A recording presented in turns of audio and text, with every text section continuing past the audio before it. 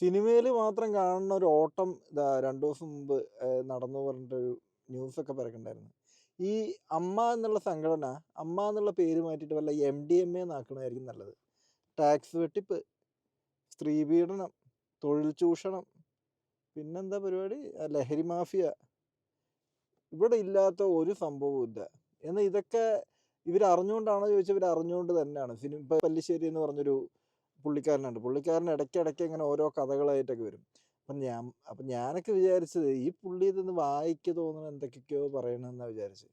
പക്ഷേ മൊത്തത്തിൽ എല്ലാം കൂടി വായിച്ചെടുക്കുമ്പോൾ ഈ ചങ്ങാതി പറയുന്നതിലൊക്കെ എന്തൊക്കെയോ കാര്യങ്ങളുണ്ട്.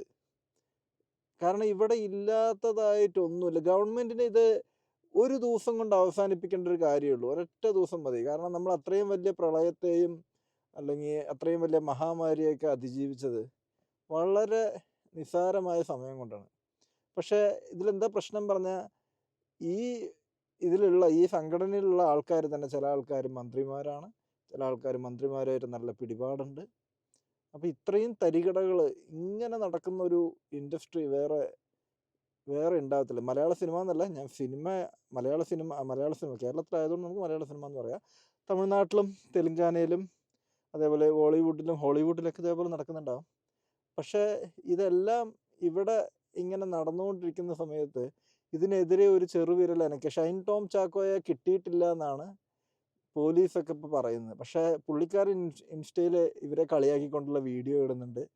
നമ്മൾ ഈ മൊബൈൽ വലിച്ചെറിയുന്നതും അതേപോലെ ഇൻ്റർവ്യൂവിൽ ചില തഗ്ഗടിക്കുമ്പോഴൊക്കെ ഇതേപോലുള്ള ആളുകളൊക്കെ സപ്പോർട്ട് ചെയ്ത് ഒരുപാട് ആൾക്കാർ കമൻ്റ് എഴുതുന്നുണ്ട്, ബാക്കിയുള്ള കാര്യങ്ങളൊക്കെ ചെയ്യുന്നുണ്ട്.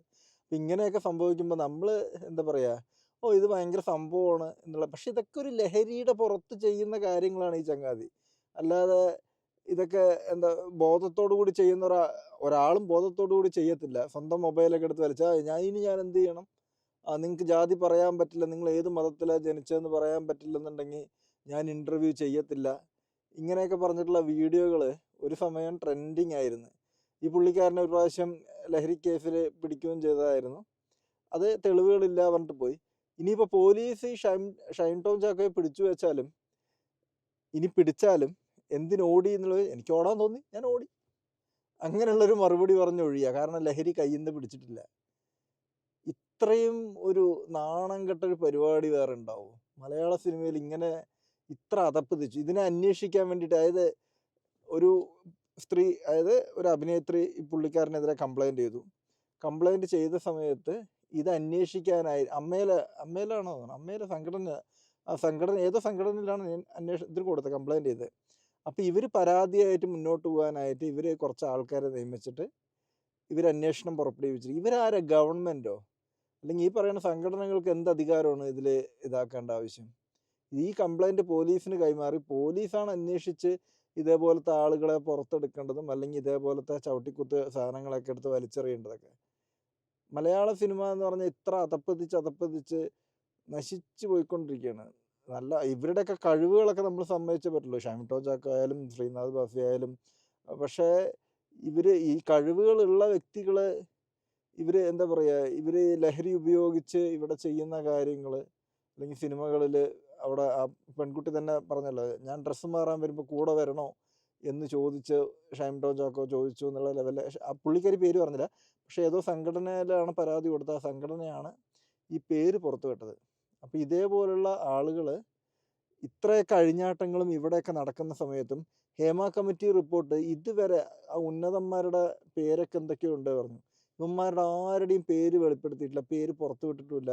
കമ്മിറ്റി റിപ്പോർട്ട് പുറത്തു വിടണം, അതും വിടത്തില്ല. ഇതെല്ലാം നോക്കുകുത്തിയായിട്ട് ഈ ഗവൺമെൻറ് കണ്ടുകൊണ്ടിരിക്കും.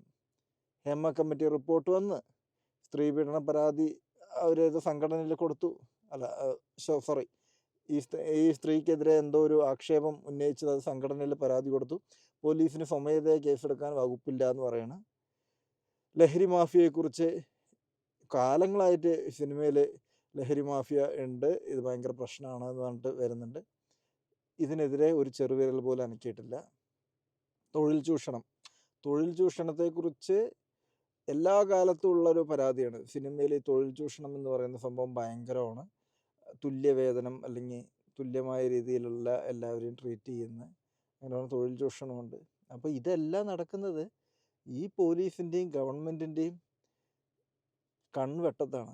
ഇതിനെതിരെ ഒരു ചെറുവിരൽ അനക്കാനോ അല്ലെങ്കിൽ ഇതിനെതിരെ എന്തെങ്കിലും ചെയ്യാനോ ഇവർ തയ്യാറാവുന്നില്ല. മുഖ്യമന്ത്രി രാജിവെക്കണം, അത്രയേ ഉള്ളൂ. മുഖ്യമന്ത്രി രാജിവെക്കണം പറഞ്ഞാൽ മുഖ്യമന്ത്രി രാജിവെക്കണം.